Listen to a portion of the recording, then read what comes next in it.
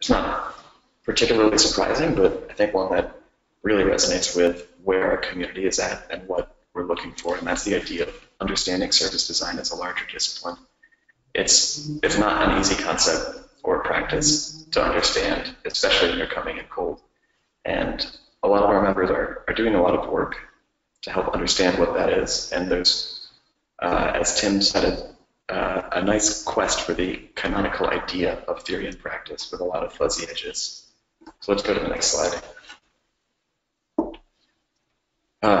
Touched on this. So the big things that came out of this is that a lot of our members are coming from school or other design practices or related disciplines, which means they're not necessarily being trained in service design, but they're coming laterally, which can be a much different shift, especially when you're excited about something like service design, but you don't know what it means or how other people are employing it. The resources that our members are working to find and are looking for are sort of scattered all over communities like ours: books, blogs, articles, videos, conferences, meetups. There's so much work that's going on to help figure out what service design means and how you do it. And that's that last piece. It's both how to do it and how to keep up with the pulse that our members are paying attention to. But because they're not service designers by trade, they're not necessarily employed as service designers, it can be really hard to keep your regular job as some other kind of designer or an IT practitioner while you're trying to spend the time learning about service design, figuring out how to get into it, figuring out how to start it up. So that's the larger theme about understanding service design. And if we wanted to sum it up very quickly, it's hard, and there's a lot of work going on there. Let's go to the next slide. So some of the stuff that we saw, and as we present these, we'll do the insight, evidence, implications format.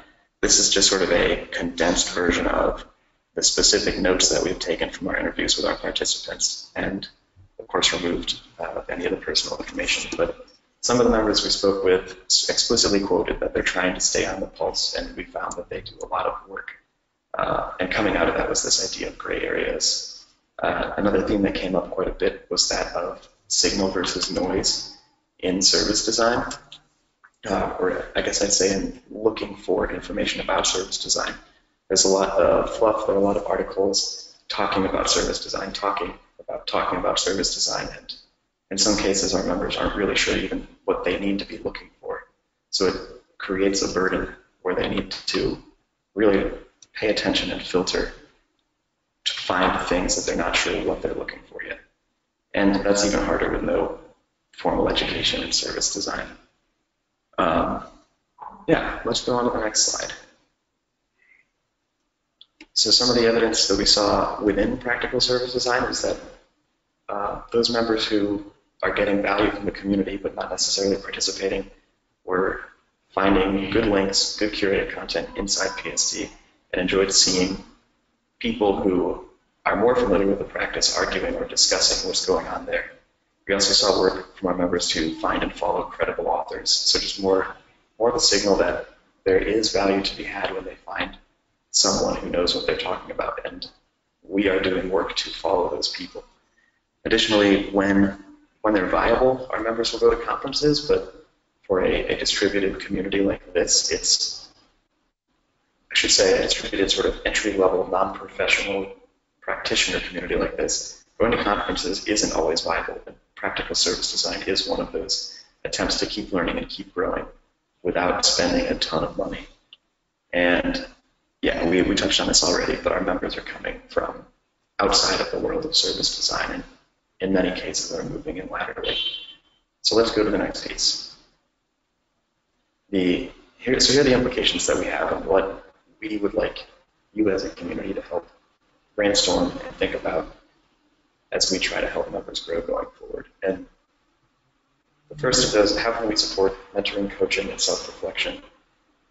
That's probably a little bit out of order because the first thing we really need to do is help support those people who are new to service design, who are interested in figuring out what it is. So how do we teach those basic practices, help people understand what it means to be a master of service design?